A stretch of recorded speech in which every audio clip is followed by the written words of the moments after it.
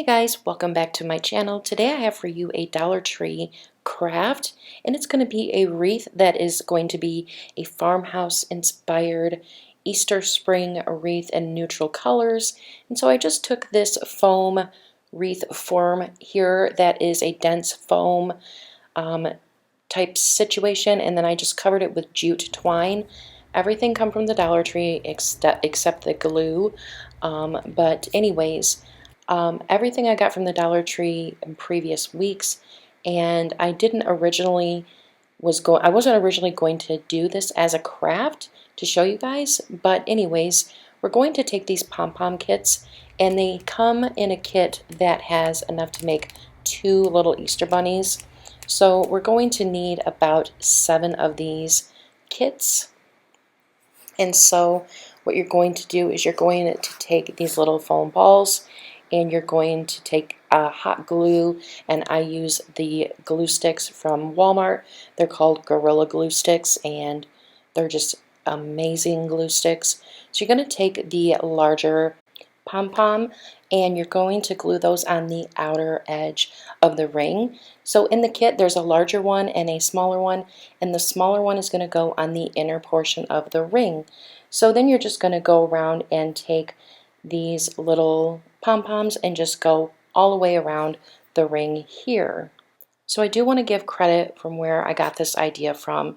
So I have been watching Dollar Tree DIYs for years on YouTube, and I watched this girl. Her name is Sarah Jane, and her channel is called Chic on the Cheap, and she has amazing Dollar Tree DIYs, and you'd be surprised that her stuff comes from the Dollar Tree. So she had this one video, and she made a wreath very, very similar to this. I wasn't able to find everything the way she had it in her video. I wasn't able to find exactly everything, but I made it a little bit my own. But the main premise is her idea. So I will definitely link that down below. So you're just going to make your way around the wreath. I hope this isn't sped up too fast. I'm definitely not a DIY YouTuber, so I don't have the best setup.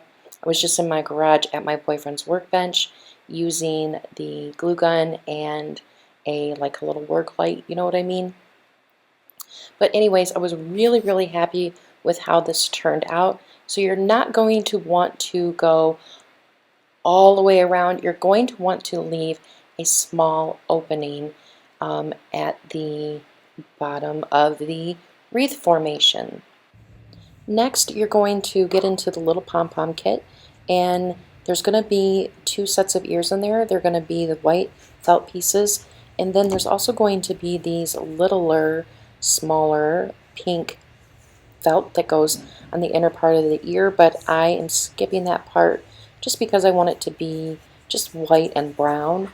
So then you're going to take the little felt pieces, and as you can see here, 2 is already glued on, but you're going to want to take your hot glue, and you're going to want to stick it in between the small pom-pom and the large pom-pom, and you're going to just slip it right in there, and you're going to just kind of push the pom-pom back together, and you're going to angle it to where the ears are, you know, kind of going back, so it looks like just little bunnies with their ears slightly pointing back, you know, nothing too extreme. And then of course, if you want, you can then go back through and glue in the pink parts, so it looks more like bunny ears. But for me, I want it to be neutral, and I kind of think it might be good for like all of spring. I don't know. What do you think? If you think it would be good for all of spring and not just Easter time. So for the rest of this portion of the video, I'm just going to go around the wreath, and I'm just going to make sure that they're all, you know, on a good angle, and that they're glued in good, and that, you know, there's not big globs of glue everywhere. And just make sure that everything's all fluffed and nice. So you just basically have to have the patience to go all the way around it. And it really only took me maybe an hour or so to make this wreath, and, you know, not including winding the jute twine around it. That was a whole nother story. So yeah, it came together great, and I did burn myself a few times, and I really like how it is turning out. Now, what I'm going to show you here next is in the kit also, I want to show you right here, in the kit also came these little black fuzzy balls and these little pink fuzzy balls. And the black ones can be used for eyes if you want to add eyes. The pink ones are for like their nose, or you can add it for the tail right here on the end here if you want a little pop of color. But I did not, of course I didn't do that, but you can make use of that part of the kit. I also got this little, technically called a pom-pom kit, in case I needed extras of things, but I ended up not using it. So I'll just say that for later. Next, I'm going to take these little wooden flower cutouts, and I'm going to paint them this brown color called Truffle. It is the Waverly chalk paint from Walmart. You can get a much smaller bottle than what I got for like $1.67. But yeah, I'm just using this dark brown and painting this, and then I set it out in the sun for a minute. You can also do something a little bit different, but I am terrible at making bows. But if you want to put a bow in that gap there instead of something like this flower, you can do that instead. But I definitely opted out for that. And then I thought the center of the flower needed a little something, so I grabbed a big button, and then I took this different color here called Mineral, my favorite color, also in the Waverly chalk paint, and I just painted that button with that color to kind of keep in the neutral theme. So yeah, the center of that little flower needed something because I was not going to attempt to make a bow. So now that everything is glued and painted, now we can finish the wreath.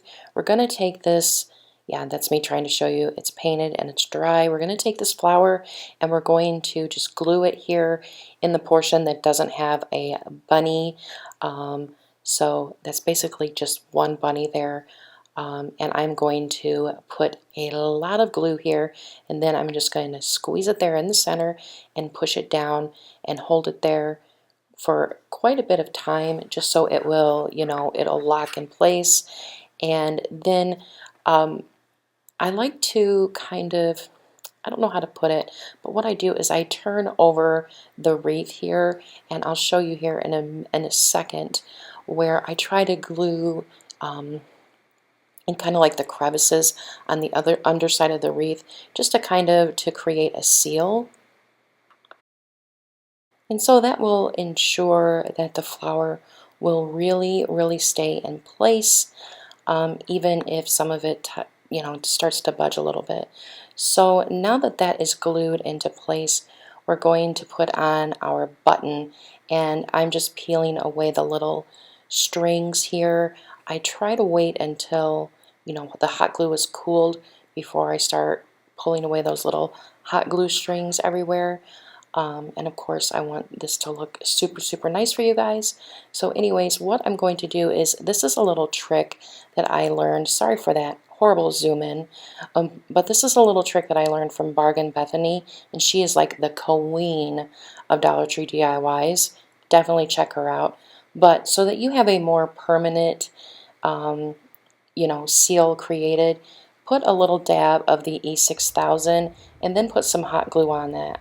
So that hot glue will dry and hold that button in place immediately, and then it won't move around while the E6000 is hardening, because that takes quite a bit of time to harden. It's like 24 hours before it is completely hardened. But the hot glue will dry almost instantly and keep it in place. So here it is, guys. I am really happy with how it turned out.